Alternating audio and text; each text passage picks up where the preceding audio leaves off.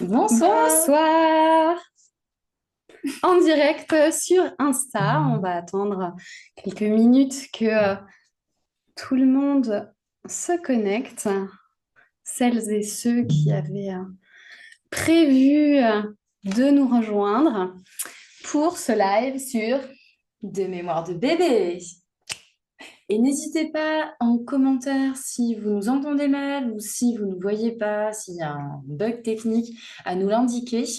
On peut voir défiler nous, de notre côté au niveau de l'écran. Mais voilà, c'est pour être certaine que tout le monde nous entende, que vous ne perdez pas une petite miette. Et si vous vous connectez pendant le live là au début et que finalement vous vous dites j'ai pas le temps, je ne peux pas tout regarder, il y aura un replay on qui vous vous sera rassure. remis. Et puis peut-être même qu'à un moment donné, on le mettra sur la page YouTube de l'AMI de formation parce qu'ils sont peut-être pas au courant en fait. C'est-à-dire, explique un peu. Est-ce que vous saviez qu'AMI de formation avait une page YouTube? Tu le savais, toi? Non, je savais pas. T'en as jamais parlé? Ben non, j'en ai jamais parlé. C'est plutôt une ressource qu'on a pour les différentes formations qu'on peut donner. On vient déposer de manière complètement cachée les capsules vidéo et ce qu'on filme et voilà, et les formations en e-learning. Mais il y a aussi un espace finalement qui est un petit peu plus public. Et sur la page YouTube d'AMI de formation, eh bien là, vous pouvez voir que dernièrement, je suis allée poser les différentes présentations des différentes formations qu'on peut proposer au sein de l'AMI de formation. Donc, si vous n'avez pas encore vu, allez-y sur la page YouTube de l'AMI et vous pouvez également retrouver les présentations directement sur notre catalogue en ligne. Vous allez sur la formation qui vous intéresse et vous voyez, il y a un joli visuel avec un petit triangle. Et si vous cliquez dessus, ah, magique, ça se met en route. Voilà. C'est la magie, l'informatique. Bonjour Coralie, Johanna qui nous rejoignent. Ne vous inquiétez pas si on penche la tête parce qu'on ne peut pas lire sur l'écran, mais c'est pas Voilà. bizarre. Bon, on se présente Eh peut-être? bah oui, Je te allez, laisse. je vais me présenter. Donc moi, c'est Amandine Robitaille et je suis naturopathe réflexologue et je travaille avec Anne à l'AMI de formation. Je suis assistante de formation sur les massages femmes enceintes ou rituels sacrés au féminin. D'ailleurs, en ce moment, on est en pleine session, d'ailleurs, ça fait penser à ça. Donc, pas Elle s'est encore. déhuilée, elle a massé cet Ouais, après-midi. mais là, c'est bon, je suis à peu près propre. Euh, et en fait, aujourd'hui, je suis là pour animer le live, euh, permettre de poser des questions à Anne pour que vous puissiez en savoir un peu plus sur La les... journée a été longue. Ouais, c'était long. Les formations de mémoire de bébé. Et peut-être que vous ne connaissez pas encore l'organisme, vous ne connaissez peut-être pas encore Anne, peut-être que vous avez rejoint le compte Instagram il y a peu. Donc, ça permet aussi que vous puissiez découvrir un petit peu l'univers, l'environnement. On est dans les locaux aujourd'hui. C'est assez rare, mais on en profite de se retrouver. Et je vais laisser Anne se présenter, vous dire un petit peu qui elle est et ce qu'elle fait. Donc, je suis réflexologue spécialisée en périnatalité et fondatrice de l'AMI de formation, créatrice de différentes techniques réflexes en réflexologie périnatale, réflexologie bébé affective. Et sur ces formations de mémoire de bébé, créatrice je vais dire, de cette patte-là, de cette marque, des différents livres qui ont pu être réalisés, ces petits outils facilitateurs pour permettre à la fois aux parents d'aller raconter à leur enfant la manière dont ils ont vécu leur vie intra-utérine, la manière dont ils sont nés, avec les répercussions qu'il peut y avoir. Donc, ce sont des petites histoires libératrices avec des petits mots-clés importants. Et On va quand même montrer ce que c'est. et à la fin de chacun des livres, il y a la possibilité d'aller noter des petites choses. Vous avez également la possibilité, les parents ont la possibilité d'aller raconter un petit peu plus l'histoire de leur enfant. Et pour à la fois les parents et les professionnels, eh bien, quelques explications liées spécifiquement aux mémoires émotionnelles qui sont abordées dans chacun de ces livres Yes. et du jeu aussi, jeu Et du d'origine jeu, de oui. mémoire de bébé. Tout là-haut. Voilà. Et de ce fait, c'est de là qu'est née tes formations. Mais comment t'es venue de mémoire de bébé? Déjà juste le terme, enfin, Le terme de mémoire de de mémoire bébé. de bébé. Pourquoi? Euh, alors déjà, il y a un livre d'Edmé Gobert, Edmé Gobert, qui s'appelle De mémoire de fœtus. Et ce livre m'a transcendée, je dirais, et le titre et le livre en tant que tel, parce que c'est effectivement le vécu intra-utérin qui est expliqué, qui est relaté dans ce livre-là. Et puis un jour, en courant, il y a plusieurs En années de courant. ça, en courant, il se passe plein de trucs quand on court. C'est vrai. Et ce jour-là, donc je cherchais comment je pouvais aller nommer ce livre qui était en train de naître à l'intérieur de moi sur les mémoires de vie prénatale, sur le deuil périnatal en l'occurrence, parce que c'était ça le premier livre avec deux histoires. D'un côté, un enfant qui est arrivé après le décès d'un bébé précédent, et puis une autre histoire sur le jumeau envolé. Et en fait, en courant tout naturellement, cette expression de mémoire de bébé m'est un peu tombée dessus. Et ça m'a semblé tellement évident. Et c'est comme ça, finalement, et bien que sont nés à la fois les livres avec cette appellation de mémoire de bébé, mais également les formations sur les mémoires émotionnelles. Donc, mémoire émotionnelle de vie prénatale, mémoire émotionnelle de la naissance. Et puis, on est allé rajouter le transgénérationnel périnatal, mais avec ce socle de mémoire de bébé, parce qu'en fait, le bébé dans le ventre de sa mère va être impacté par tout ce qui s'y passe. Mais au-delà d'être impacté par tout ce qui s'y passe, le bébé n'a pas conscience de son identité propre et donc il va ressentir les émotions de la mère, pas que d'elle, celle de son père, celle de l'environnement, le contexte à la fois potentiellement médical au moment de la naissance, le contexte familial, voire le contexte sociétal avec les différents égrégores qu'il pourrait y avoir et le poids de la société en fonction je dirais, des étapes de vie et des étapes de ce à quoi nous sommes confrontés. Et, euh, et ce bébé est également créé grâce à deux cellules premières qui portent en elles le patrimoine génétique et épigénétique et bien de chacun des propriétaires de ces gamètes. Ça veut dire que le bébé va être sous l'influence directe de l'histoire familiale, en plus d'être sous l'influence bien, de ce contexte-là de gestation et de naissance. Et contrairement à ce qu'on peut penser, bien, tout est ressenti et tout est enregistré dans le cerveau limbique du bébé.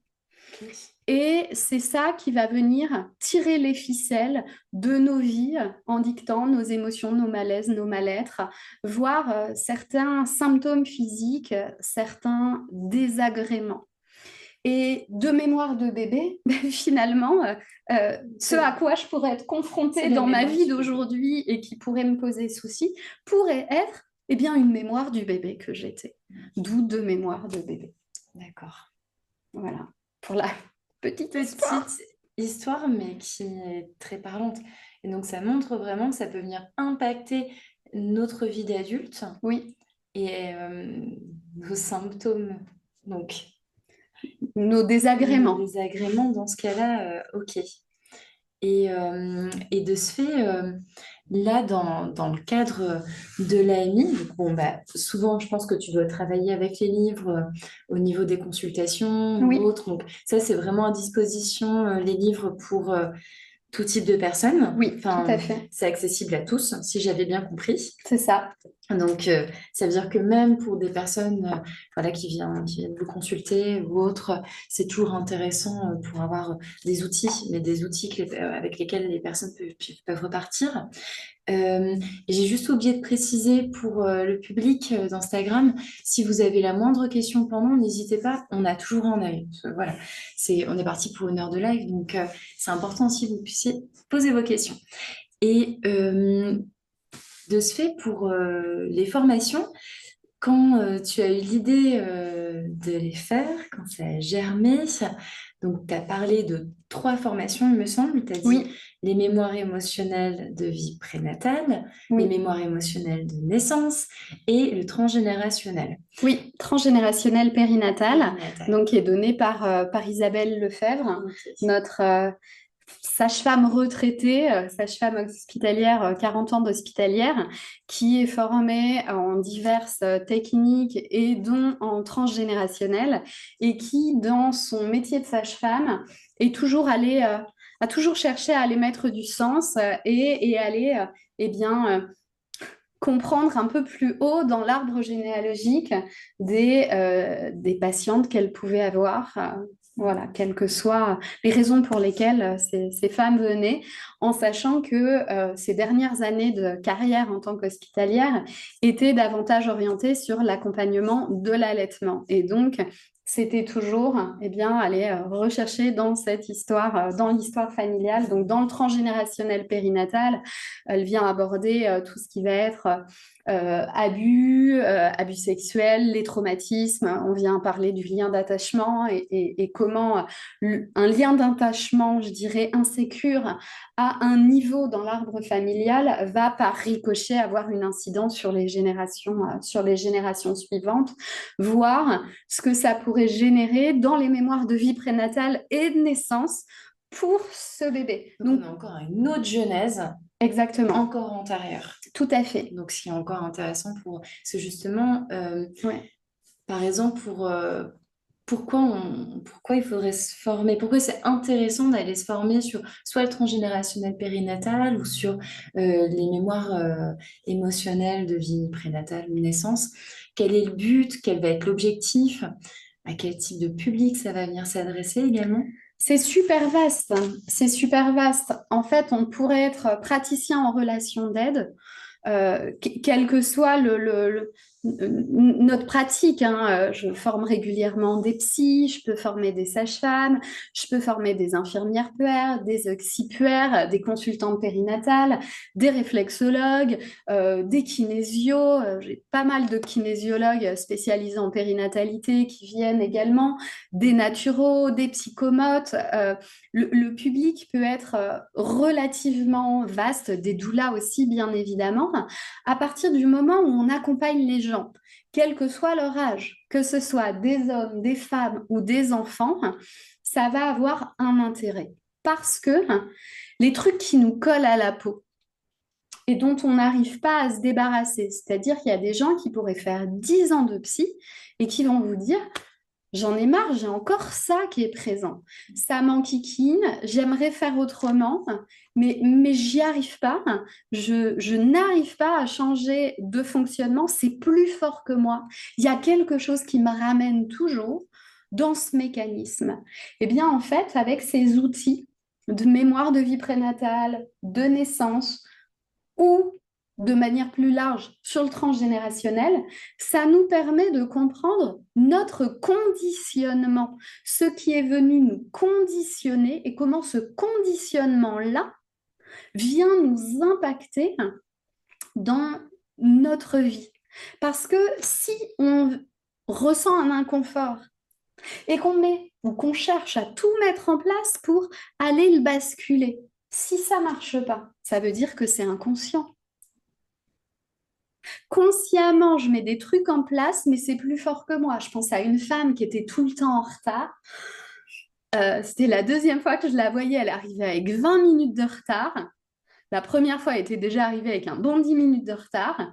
Et ce jour-là, je lui pointe, bah, je suis désolée, vous aurez 20 minutes de moins à votre consultation. Bah oui, bah justement, c'est bien pour ça que je viens vous voir, parce que j'en ai marre.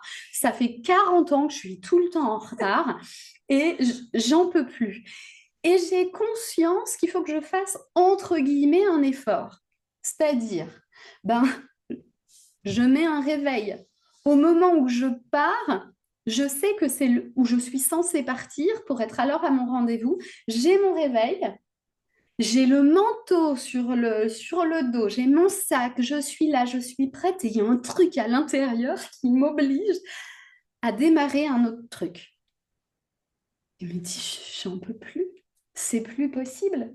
Et en fait, Et puis là, il y a beau avoir le conscient, Ah ouais, ça ne fonctionnait pas. et puis elle mettait des réveils et des réveils et des réveils, et c'était plus fort qu'elle. Et en fait, dans son histoire, eh bien, c'est une femme qui a été déclenchée à la naissance, grossesse gémellaire, donc il y a nombreuses années de ça, on ne voulait pas prendre de risques. Donc, une naissance déclenchée et qui s'est terminée avec une maman qui a été mise sous anesthésie générale et on est venu chercher les deux bébés avec les forceps. Et en fait, quand elle est allée se reconnecter au bébé qu'elle était, au moment où le déclenchement a eu lieu, ça l'a foutue dans une colère folle parce que pour elle, c'était pas le moment. Et donc, ce qu'elle mettait en place au moment où elle était censée partir pour être à l'heure à son rendez-vous, eh bien, il y avait ce mécanisme inconscient qui retenait non, c'est pas le moment, c'est pas le moment, tu vas aller prendre plus de temps parce que tu aurais eu besoin de plus de temps. Et tant que ça n'avait pas été conscientisé, tant qu'on n'était pas allé expliquer au bébé dans cette mémoire inconsciente, eh bien, c'était cette blessure, si je puis dire, qui venait tirer les ficelles. Et ce jour-là, j'avais moins de temps, donc je ne suis pas allée travailler dans le corporel. Je suis allée travailler simplement avec de la visualisation et expliquer au bébé, donner, transmettre les mots-clés, les mots importants. Et je la revoyais 10 jours après. L'heure du rendez-vous arrive, ça sonne, et je me dis, c'est pas elle. Et donc, j'y vais pas. Puis au bout de 5 minutes, je vais peut-être quand même aller dans la salle d'attente. On ne sait jamais. C'était elle qui me disait, ah, ça fait 10 jours que je suis à l'heure à tous mes rendez-vous. C'était, c'était fou. C'était inespéré, on pourrait même dire, je crois. C'est Voilà. intéressant parce qu'en plus, ça montre même, parce que là, je pense un peu en lien avec la question, mais que voilà, ici, c'est aussi une école de réflexologie plantaire Oui, et qu'il n'y a pas besoin d'aller dans forcément, en tout cas là, sur cet exemple, il n'y avait pas eu forcément besoin en corporel parce qu'il y a eu la conscientisation et il y a eu la exactement. visualisation. Donc, c'est pour ça que même en public, comme tu disais, de psychologues ou Oui. d'infirmières qui n'ont pas forcément les connaissances et les Hmm. compétences au niveau corporel peuvent déjà avoir une clé d'entrée, mais Bien assez sûr, incroyable. mais c'est la base. En fait, la base, c'est vraiment l'accompagnement verbal. Donc, à partir du moment où on a compris le mécanisme, à partir du moment où on a les clés, la compréhension de cet ancrage et qu'on est en capacité de le transmettre à la personne qui vient nous consulter, voilà ce qui se passe, voilà comment ça s'enregistre, voilà les répercussions, eh bien, à ce moment-là, c'est comme si on était en train de mettre une nouvelle paire de lunettes sur les yeux de la personne. Et donc, on peut avoir n'importe quelle casquette à partir du moment où on est dans l'accompagnement verbal, parce que hein, on passe tous par là, même en recevant avant un massage, ben, de connaître un minimum qui est la personne, quel est son besoin, quelle est son histoire, c'est un fondamental. En tout cas, dans ma conception de l'accompagnement, ça ne peut pas aller sans ça. Voilà, pour que ce soit vraiment un accompagnement au plus juste. Et du coup, quelle que soit notre facette d'accompagnement, ce sont des outils qui vont vraiment être hyper importants et qui sont aujourd'hui et peu transmis et peu abordés.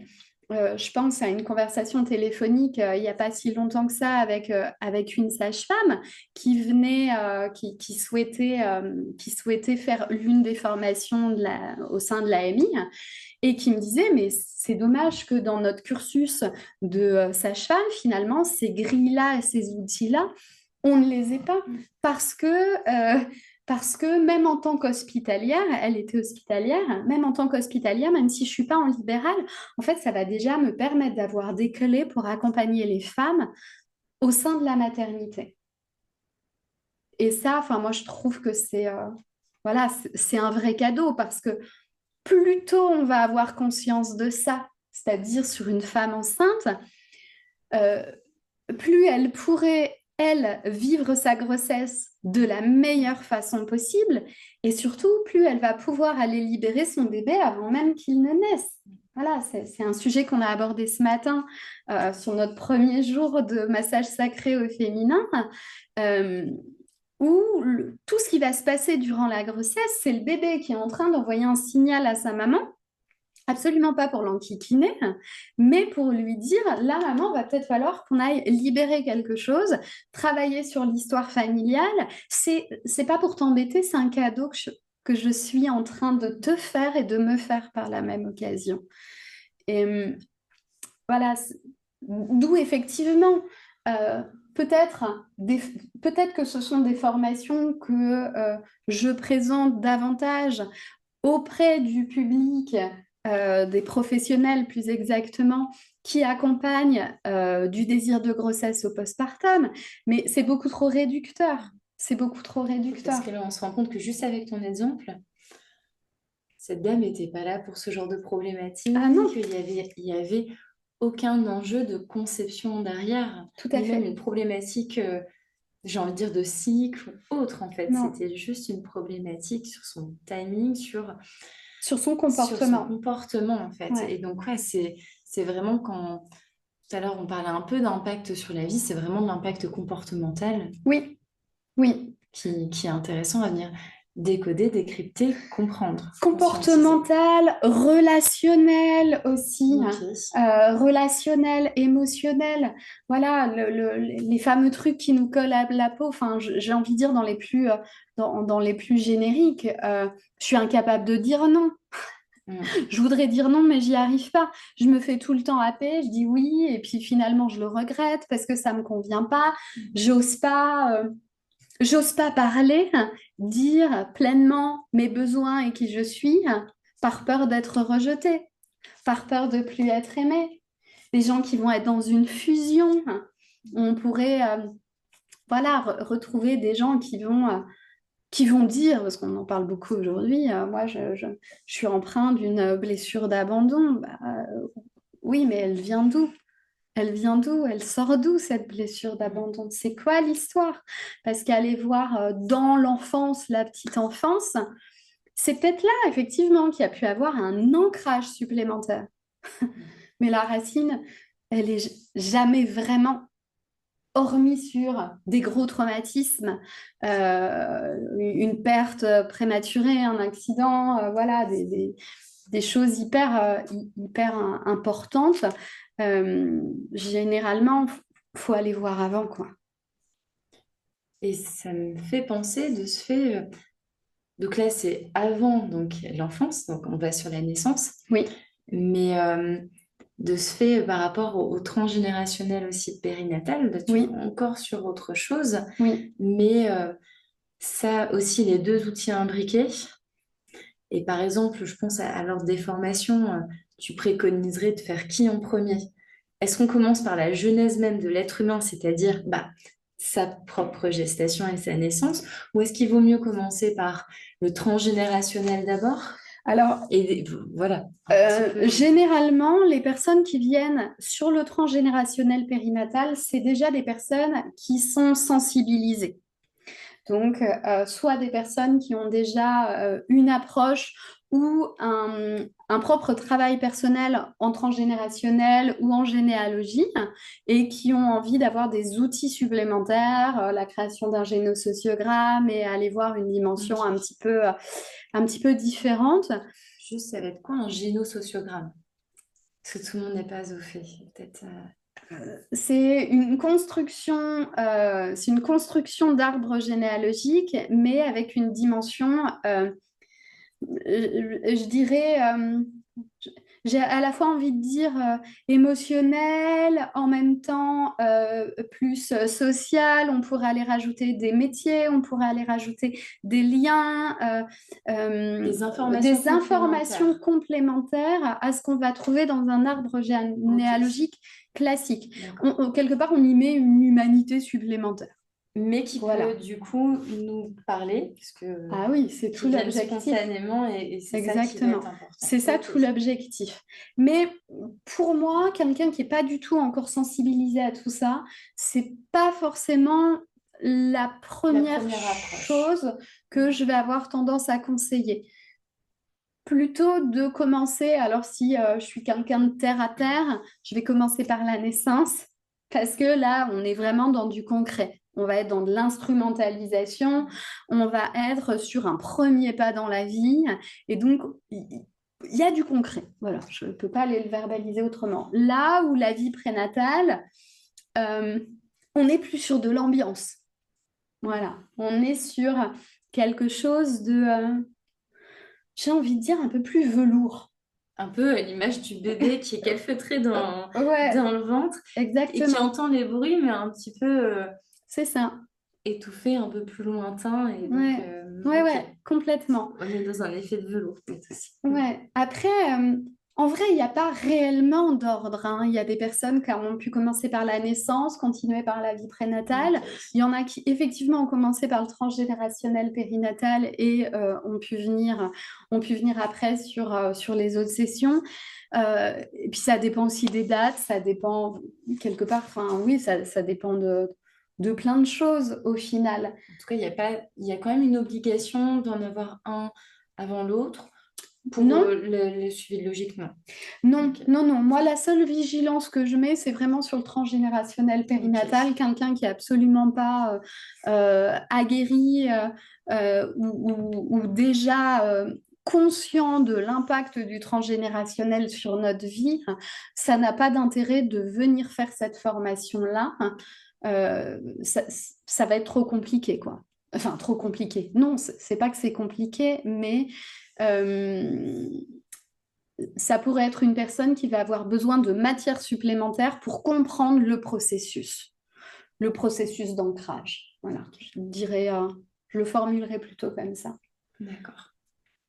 Et voilà, dans pas mal d'autres formations qui sont données à l'AMI, je pense, bon, bah, déjà aujourd'hui, massage femme enceinte, enfin, on vient des fois donner des petites notions de Bien sûr. mémoire émotionnelle de vie prénatale, parce qu'en plus, bah, on travaille sur Mm. la femme enceinte directement, mais pour la réflexologie bébé affective ou la réflexologie périnatale, je sais qu'il y a aussi un abord, mais est-ce que Bien ça va sûr. être aussi complet? Quelle Non, est la c'est pas possible. différence?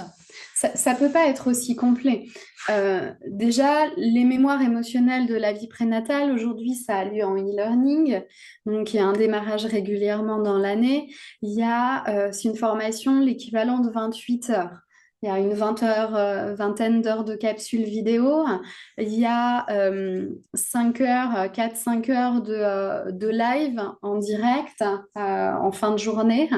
Et à partir du déblocage du module préférence de sexe, euh, les personnes ont accès aux supervisions mensuelles pour pouvoir échanger, parler de cas pratiques, etc., pour vraiment se familiariser avec la mécanique. Donc là, on est déjà sur 28 heures.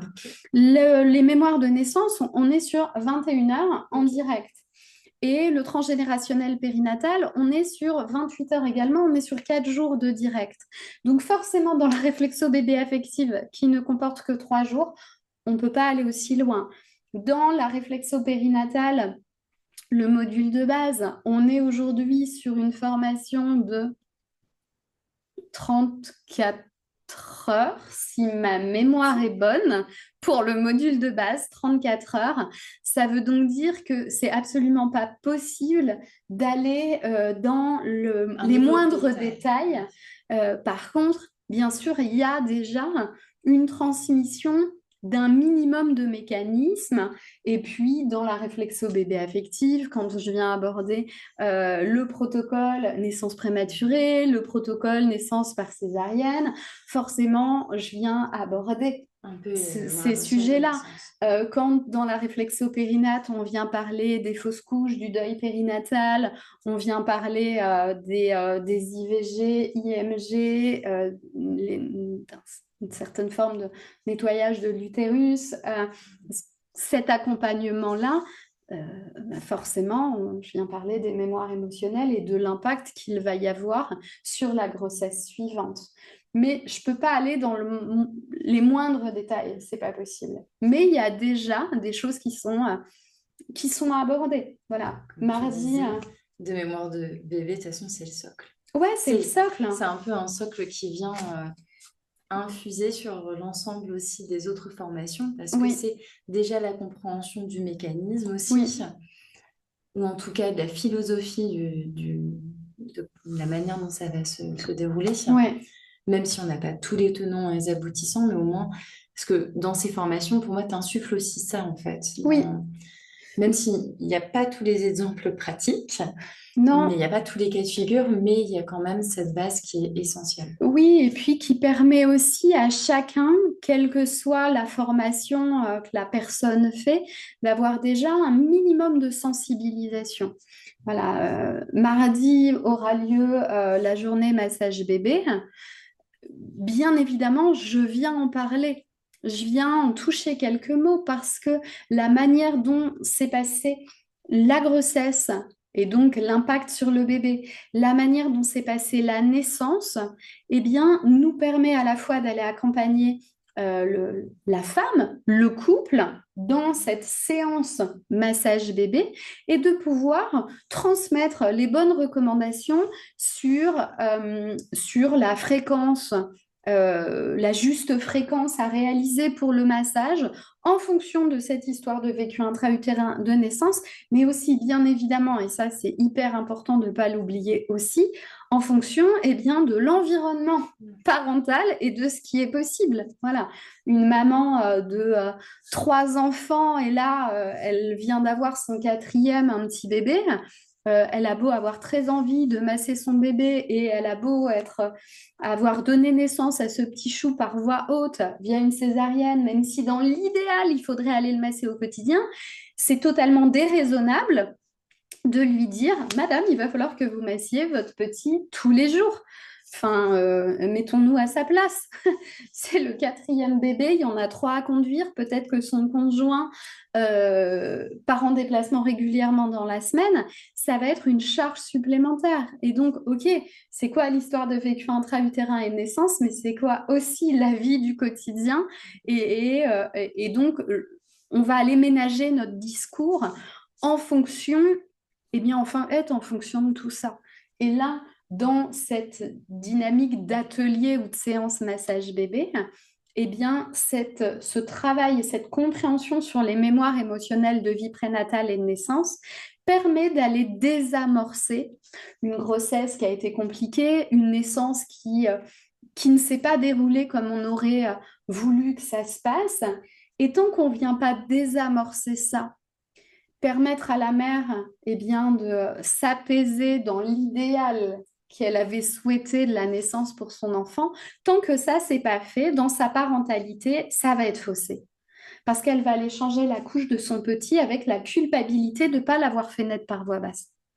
Donc, tant qu'on ne vient pas aborder le sujet, pour moi, c'est un truc qui risque potentiellement d'être un peu latent et qu'on pourrait voir à un moment donné, si tant est qu'effectivement le chemin d'expérimentation de cet enfant, ce soit d'aller faire travailler ses parents sur ce qui s'est passé pour cette naissance. Après, tout n'est absolument pas à prendre pour argent comptant et c'est pas parce que j'ai eu un vécu intra-utérin comme celui-là ou une naissance comme celle-ci qu'il va y avoir une catastrophe derrière. Mais tant que je ne viens pas m'apaiser sur la manière dont ça s'est passé, moi, je vais aller regarder mon enfant avec cette peur qu'il y ait des répercussions. Voilà, je pense à une jeune femme, à une jeune fille que j'ai reçue cette semaine en consultation, qui avait perdu son jumeau in utero et ce que cette mère avait entendu tout le long de la grossesse était terrible, qu'elle allait avoir un retard de croissance, qu'elle n'était pas viable, qu'elle aurait toujours des problèmes neurologiques. Enfin, elle a entendu des choses qui étaient difficiles et elle était intérieurement convaincue que tout ce qui était raconté n'était pas la réalité de l'état de santé de son bébé. Et effectivement, cette gamine a aujourd'hui 16 ans, il n'y a pas de problème neuro, enfin, tout va bien. Mais la maman est venue en disant, mais est-ce que c'est pas les... Est-ce que ce qui se passe aujourd'hui émotionnellement pour elle, c'est pas les répercussions d'avoir perdu son jumeau in utero et de s'être développé encore pendant 3 mois avec un bébé décédé juste à côté d'elle? Et en fait, le sujet était absolument pas là. Le sujet était vraiment sur, eh bien, sur la manière dont elle a vécu et l'injustice qu'elle a vécue de ce qu'on lui a raconté. Enfin, c'était terrible. Et ça fait 16 ans que du coup, elle se pose ces questions. Donc, c'est un travail libérateur, autant à ce moment-là pour la mère que pour l'enfant, que pour le jeune. C'est secouant quand même tout ça. Ouais, ça Déjà, peut, oui. ça peut être secouant et je pense notamment pour les personnes qu'on reçoit Oui, donc en consultation, mais même aussi les personnes qui se forment. oui, Ça doit dépoter aussi parce que là, tu parles d'histoire, mais peut-être que là, les personnes qui écoutent ou qui vont écouter en replay, il y aura peut-être des choses qui vont leur parler, qui vont se dire, et ça va faire une petite lumière là, ching, et ça peut venir quand même ça peut brasser. générer un petit cataclysme intérieur, ou en tout cas, Oui, oui, oui, c'est pour ça d'ailleurs que lorsque la formation a lieu en e-learning, hein, que ce soit les vies prénatales, mémoires de vie prénatale qui ont lieu aujourd'hui en e-learning, ou que ce soit dans ce qu'on vient aborder en réflexopérinate en e-learning, il y a des lives qui sont là. Et plus particulièrement dans les mémoires de vie prénatale, en plus des lives qu'il peut y avoir, il y a un entretien de 30 minutes qui est prévu avec moi. Et justement, dans cette optique de pouvoir désamorcer ces bombes et ces inconforts. Et puis, même s'il y a du e-learning, je suis disponible. Il y a du groupe Facebook. Je suis disponible par mail. Je suis disponible par téléphone. S'il y a vraiment quelque chose qui va pas, voilà, je suis là aussi pour accompagner. Et au besoin, c'est aussi possible de faire une consultation et même de faire une consultation en visio. Voilà, ça, il faut pas l'oublier. Mais ces formations quelle que soit la formation et quel que soit le modèle e-learning, direct, présentiel, etc., euh, forcément, il y a du travail personnel. C'est, ça peut pas être autrement. C'est pas possible. Et que ce soit pour les personnes qui sont formées, mais pour moi aussi, hein, c'est pas parce que je les connais, ces formations, que ça brasse aussi, quoi. que ça brasse jamais. Hein. Je me prends des petites trucs, des petites joutes aussi, moi. C'est plus des gifles, c'est des joutes, c'est ça? Ouais, c'est des nouveaux éléments de compréhension. Hein.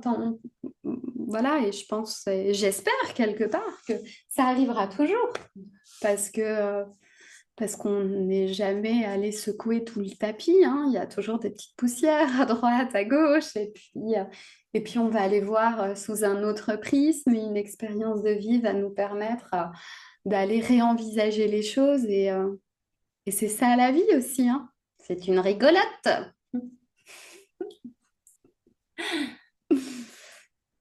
Et de ce fait, par rapport aux différentes formations, donc il y en a qui sont en e-learning, Oui, il y en a qui sont en visio, mais en live, oui, en direct. en direct, voilà. Du mal avec les termes. Ça veut dire que pour les inscriptions, si, mettons, il y a des personnes qui sont intéressées, pour tout ce qui est e-learning, il y a quand même des cohortes, parce que vu que tu parles Oui, après derrière de live, etc., tout à fait. donc elles ne peuvent pas s'inscrire comme ça, prendre à la volée. Il faut Non, suivre depuis le départ. oui, c'est mieux. Alors, voilà, là, la première formation vie prénatale en e-learning avait ouvert le 19 juillet. Hein. Euh, le Ouais, si, je crois que c'est ça, ouais, je ne me trompe pas, le 19 juillet. Et donc, j'avais laissé voilà, quelques semaines supplémentaires si des personnes voulaient se joindre à cette cohorte-là. C'était tout à fait possible. Là, la prochaine démarrera le 19 octobre. Donc, j'ai envie de dire jusqu'au 10 novembre maxi, ce sera possible d'aller rejoindre ce groupe-là pour les retardataires et ceux qui ne veulent pas attendre 2025 pour démarrer la formation. Voilà, il y a toujours une petite, je vais dire, il y a toujours une petite marge malgré tout. Mais dans l'idéal, c'est quand même plus sympa que tout le monde démarre, que tout le monde démarre ensemble. En même temps. Ouais. Et il me semble aussi qu'il y a une proposition de Pâques. Oui, Parce que, comme je comprends bien, mais, enfin, en tout cas, je pense que tout le monde doit comprendre, mais que c'est extrêmement lié, que ce soit la vie prénatale, naissance, enfin, ouais, le bébé, il est global, quoi. Il était dans le c'est ventre de ça. la maman, mais il est sorti. Et c'est pas juste ici, et on s'occupe pas du reste, ou inversement, pardon. Et du coup, comment ça se passe? Et tu parlais aussi à un moment donné euh, d'aller revisiter les cas pratiques, mais ce que les gens, enfin, les professionnels formés peuvent rencontrer au cabinet. Et donc, ça veut dire qu'il y a des choses proposées en ce Il y a sens. des supervisions qui sont Ok. proposées, oui. Alors, il y a plusieurs formules PAC. Il y a déjà l'offre duo avec la vie prénatale et la naissance. D'accord. Voilà, ça, on l'a remise. Ok. Il y a le pack prise de conscience. Donc là, le pack prise de Tiens conscience, bien ça. comme son nom l'indique, on y va, hein. Donc, on a la vie prénatale, on a la naissance et on a le transgénérationnel périnatal. Là, on a les trois. Euh, je pourrais même aller parler du pack réflexologie périnatale, la méthode, quelque part, parce qu'on va avoir la vie prénatale, on va avoir la naissance et on a les outils corporels de la réflexo-périnatale, au module de base de perfectionnement, la réflexo-bébé affective. Et si on n'est pas réflexologue, il faut les 3 jours de découverte, d'initiation en réflexo-plantaire pour vraiment être à l'aise avec le pied, avec les mouvements de détente. Voilà. Après, pour les personnes qui sont déjà formées sur les mémoires, il y a des supervisions mensuelles qui existent. Voilà. L'idée, parce que c'est pas forcément un horaire qui convient à tout le monde, c'est pas forcément un jour qui convient non plus à tout le monde, parce qu'aujourd'hui on est sur le 4e mardi du mois et pour les mémoires émotionnelles, on est de 13h15 à 14h45. Et effectivement, c'est pas forcément toujours l'idéal. Donc, je suis en train de réfléchir. C'est dans un petit bout là de ma tête. Il faut que je me pose avec l'agenda et toute l'organisation pour aller mettre des horaires qui soient un petit peu plus pratiques pour le maximum de personnes, ce qui pourrait être entre midi et 2 ou sur de la fin de journée, début de soirée. Voilà. Donc ça devrait être posé, j'allais dire d'ici l'automne, mais c'est bientôt. Donc d'ici les vacances de la Toussaint. Vu le temps, on y est déjà, de toute façon. Donc, En fait, on est depuis le mois d'août, c'est horrible. Donc voilà, et je le pose là pour me mettre un petit coup de pied aux fesses par la même occasion. Il y aura dans les prochains mois, j'espère, alors quand je dis prochain mois, viser mi-2025, fin 2025. Un prochain mois, on est sur de l'année. 12 mois, ça reste c'est les plusieurs prochains mois. il y en a plusieurs. Euh, Même 18, hein, ça fait voilà. plusieurs. Hein. Je voudrais faire entre guillemets, un perfectionnement sur les mémoires émotionnelles. En tout cas, c'est pas réellement un perfectionnement. L'idée, c'est de pouvoir proposer du résidentiel pour du travail personnel sur les mémoires émotionnelles. Et donc, on pourrait aller travailler pas mal de choses, utiliser des outils et utiliser jeux d'origine de mémoire de bébé pour vraiment vous permettre bien, de sentir et de pratiquer, de découvrir l'utilisation de jeux d'origine de mémoire de bébé sur du groupe. Un Voilà. jeu. Un jeu. Donc l'idée, ce sera sur du résidentiel, ce qui peut être très, très chouette et surtout très sécure parce que derrière, on ne retourne pas dans notre quotidien de lessive, ménage, repassage et nourriture à préparer. Bon, ici, on aura quand même, hein, mais dans une dynamique complètement différente. Donc, j'y pense depuis déjà plusieurs mois.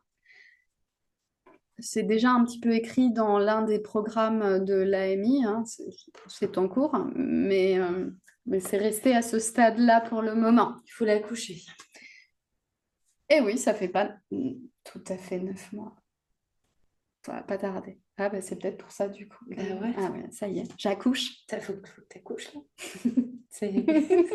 Là, tu annonces à tout le monde. Il faut accoucher. On déclenche pas trop vite non plus. Non, t'inquiète, non, non. on te laisse prendre le temps. Mais il faut pas que tu fasses postern non plus trop longtemps. Ça peut être dangereux. D'accord, merci. Bon, c'est bien, on a une petite... En plus, on a une petite actualité comme ça. Moi, j'aime bien. Moi. T'as d'autres choses croustillantes à sortir Non, pas là. Bon, Non, ok. non, non, pas là. Est-ce qu'il y a des questions? Parce que moi, je vois passer, je vois défiler tout le monde qui se connecte. Coucou. Si vous en avez, n'hésitez pas, N'hésitez c'est pas. le moment. Après, si post-consultation de ce live ou en replay, vous avez des questions, de toute façon, Anne reste joignable. Donc, vous pouvez complètement la contacter par mail ou par téléphone. Ouais. De ne pas hésiter. Là, on a essayé de faire quelque chose qui soit quand même assez complet pour surtout vous expliquer quelle était l'origine de ce deux mémoires de bébé qui induit quand même beaucoup de choses et qui est un peu, à mon sens, la genèse, et, enfin vraiment le socle dur et fort aussi de l'AMI, en fait, Oui. d'une certaine manière. Oui, et puis de toute mon approche. Et de Voilà. toute l'approche. C'est une chose que j'ai effectivement pas expliquée tout à l'heure, mais Pour ça, je me permets de ouais. Moi, depuis le début de mes accompagnements, je posais toujours les mêmes questions. Quel que soit le public que je pouvais recevoir, ce pourquoi on venait me voir en termes de problématiques physiques, de difficultés, de symptômes récurrents, etc. À chaque fois, je demandais, mais voilà, à quel moment, dans quel contexte ça arrive pour pouvoir euh, avoir un peu un climat et puis des dates potentielles, potentiellement répétitives, cette dynamique de schéma répétitif et de transgénérationnel. Voilà, moi, j'ai découvert Anne Ancelin Schutzenberger quand elle a sorti son livre Aïe mes aïeux, j'étais ado. Donc, je me suis fait accompagner en transgénérationnel, en psychogénéalogie. J'avais 16 ou 17 ans. J'ai grandi avec de l'homéo, avec de la kinésiologie. Voilà, tout ça fait partie intrinsèque de moi. Et cette conscience des mémoires émotionnelles et que le bébé dans le ventre de sa mère va ressentir tout ce qui se passe, j'ai grandi avec ça. Ma mère est née avec un problème auditif. Elle m'a toujours dit que son problème auditif était dû à son vécu intra-utérin. À l'époque, ses parents habitaient sous le même toit que les grands-parents et il était paralysé d'un côté, il hurlait du matin au soir. Il est décédé 6 jours après sa naissance, la naissance de ma mère. Donc, elle ne l'a jamais connu, mais pour elle, ses problèmes auditifs étaient dus au cri de son grand-père. Et donc, moi, j'ai grandi avec ça et j'ai passé mon enfance à chercher à comprendre ce que j'avais pu vivre dans le ventre de ma mère pour être confrontée à ces émotions débordantes, à ces comportements, à ces symptômes physiques récurrents. Et j'ai passé ma vie, quelque part, à déficeler. Et avec cette conscience du transgénérationnel, parce que ma mère était morte de trouille de décéder de la même manière que sa propre mère. Elle a perdu sa mère à l'âge de 13 ans d'un cancer gynéco. Et quand le médecin lui a dit, Madame Marmagne, vous serez malade tous les mois, c'est comme ça, va falloir prendre votre mal en patience, on ne peut rien faire pour vous. Ce jour-là, elle s'est dit, mais il n'y a pas moyen, il va falloir que je fasse quelque chose. Et elle a entrepris ce chemin avec l'homéopathie, avec la naturo, avec des heilpraktiker en Allemagne. Et moi, je lui ai très vite emboîté le pas. Et donc, entre ça, avec des recherches généalogiques, des traumatismes dans son histoire, et puis un père féru de généalogie qui avait tapissé un mur énorme dans le garage avec des panneaux en bois où il était remonté jusqu'à peut-être 1600 dans l'arbre généalogique. Enfin, voilà, j'ai grandi avec tout ça. Et donc, dans mes accompagnements, c'était toujours ces schémas répétitifs que j'allais chercher avec des dates potentiellement répétitives. Je cherchais à contextualiser et puis j'arrivais toujours à un moment donné, c'est quoi votre histoire de vécu intra-utérin et c'est quoi votre histoire de naissance?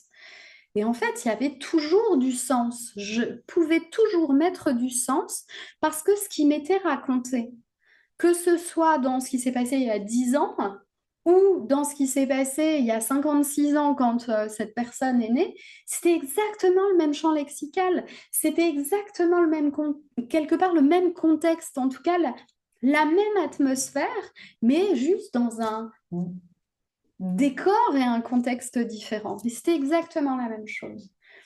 Et, et du coup, quels que soient mes accompagnements, mais j'allais toujours à cet endroit-là.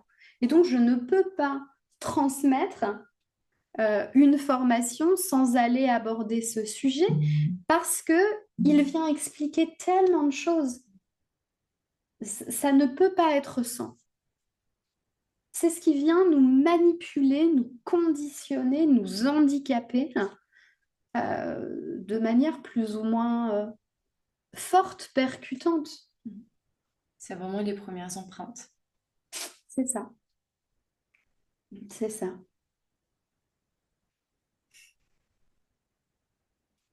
Je vois qu'il n'y a pas forcément de questions pour le moment.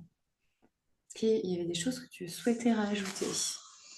On n'a pas abordé sur ce grand volet de mémoire de bébé aujourd'hui. Non, pas particulièrement. Voilà, vous avez les formations au sein de l'AMI. Vous avez le catalogue en ligne. Vous pouvez aller voir sur la page YouTube les différentes présentations de ces formations de mémoire de bébé. Après, c'est également possible de retrouver les personnes formées sur les mémoires émotionnelles, que ce soit vie prénatale ou naissance, sur le site de l'AMI de formation. Dans les outils interactifs, vous avez un annuaire. Et dans cet annuaire, eh bien, vous pouvez retrouver toutes les personnes qui sont formées sur les mémoires émotionnelles. Vous pouvez aussi aller sélectionner un département, vous pouvez aller sélectionner un autre type de formation, hein. Voilà, la réflexo-bébé affective, la réflexo-périnate, le massage femme enceinte, les personnes formées en réflexo-plantaire également au sein de l'AMI sont référencées ainsi que, si ma mémoire est bonne, je crois, la réflexo-amérindienne spirituelle est référencée également sur l'annuaire. Donc, si vous êtes à l'autre bout de la France, vous avez la possibilité de trouver des personnes formées auprès de vous, voilà, dans votre région. Il y a des personnes un peu partout, il y en a en Suisse, il y en a en Belgique. Voilà, donc n'hésitez pas à aller y jeter un petit coup d'œil. Et puis si ce sont les livres, le jeu qui vous intéresse, eh bien simplement www.demémoiredebébé.com. Voilà, C'est simple. aussi simplement que ça. Mais non, je pense qu'on a bien balayé, bien fait le tour. En tout cas, s'il y a d'autres questions, s'il y a des questions, n'hésitez pas. Comme Amandine a pu le dire, vous pouvez aussi mettre un petit commentaire sous la vidéo qu'on va vous rediffuser, qui va être sur la page Insta de l'AMI. Je n'ai pas d'autres questions non plus complémentaires. En tout cas, merci Anne. Merci Amandine. Pour ce temps et merci à vous. Cette richesse d'explication et cet éclairage aussi sur ce que c'est le démémoire de bébé. Merci. À bientôt. À bientôt. Bonne soirée tout le monde.